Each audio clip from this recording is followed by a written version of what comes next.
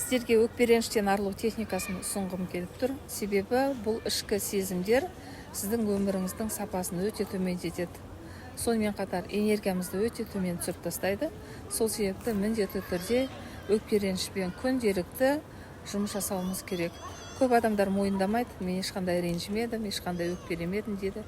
Бірақ та ол ішкі халде өте негативный установкалардың барлығы біздің өміріміздің сапасын төмендету барысында өмірімізде қиындықтар туып жатады.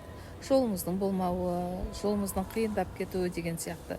Сол себепті өкпе-ренішпен міндетті түрде жұмыс жасап алып тастауымыз керек. Ол үшін сіздерге ең бірінші терең дем аласыздар, екінші рет дем алыңыздар, дем шығарыңыздар.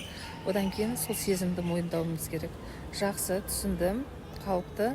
Мен осындай адамға ренжідім, не себепті ренжідім, қандай сөз ауыр болды, сол нәрсенің бәрін мойындап қағазға түсірдім.